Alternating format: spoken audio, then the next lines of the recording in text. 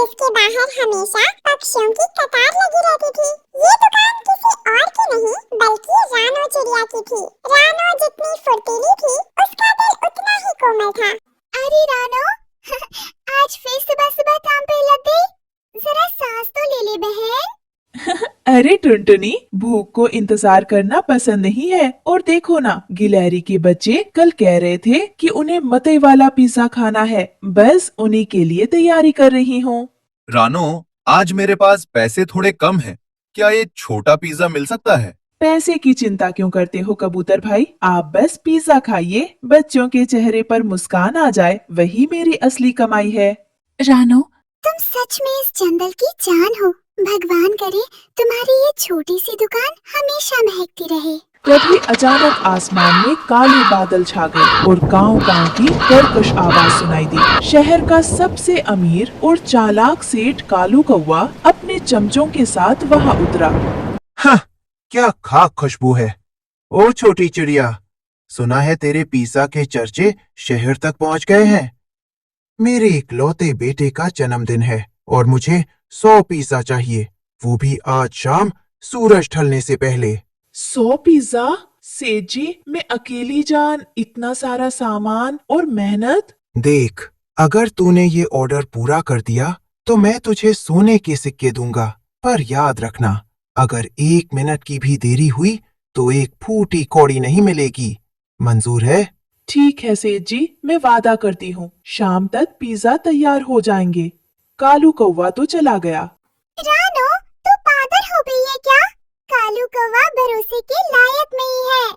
नहीं टुनटुनी, मेहनत कभी बेकार नहीं जाती। अगर मैं ये काम कर पाई तो अपनी दुकान को बड़ा करूंगी और सबको और भी अच्छा खाना खिलाऊंगी। दोपहर की तपती धूप में रानो पसीने से भीग गई। उसने आग के पास खड़े होकर एक एक पिज्जा को बड़ी लगन और प्यार से बनाया। शाम होते होते 100 पिज्जा के डिब्बे तैयार थे। सूरज ढलते ही कालू कौवा अपनी टोली के साथ आया।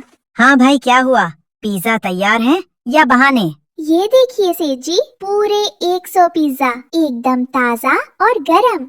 कालू कौवे ने एक पिज्जा चखा और उसे जमीन पर फेंक दिया। छी, ये क्या बनाया है? इसमें तो नमक ही नहीं है।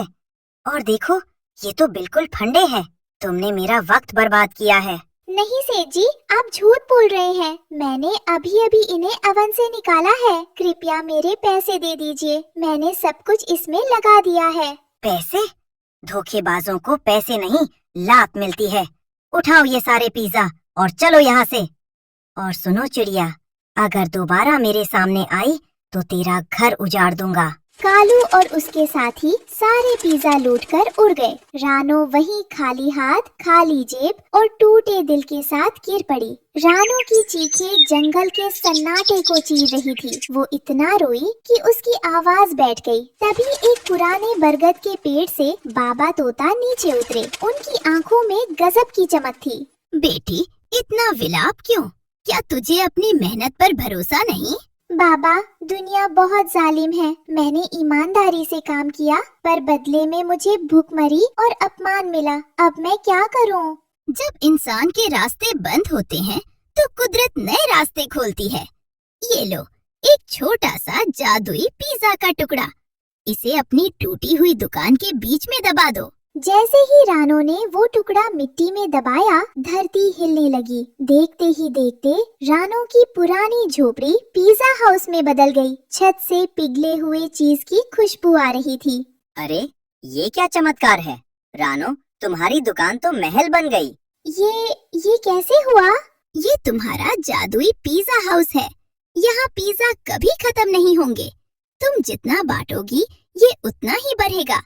लेकिन याद रखना, ये जादू सिर्फ तब तक चलेगा जब तक तुम्हारा दिल साफ है।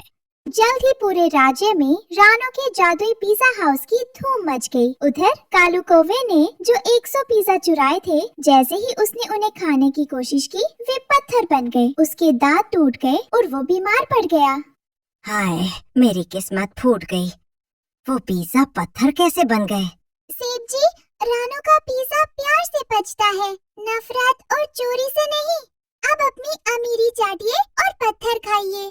रानो चिड़िया के पिज्जा सुंदरवन जंगल में बहुत फेमस और रानू चिड़िया खुशी खुशी उस पिज्जा के ताजमहल में रहने लगी। इसलिए कहते हैं दोस्तों, पैसे का घमंड किसी को दिखाना नहीं चाहिए, वरना कालू कौवे की तरह आपके भी दांत टूट जाएंगे।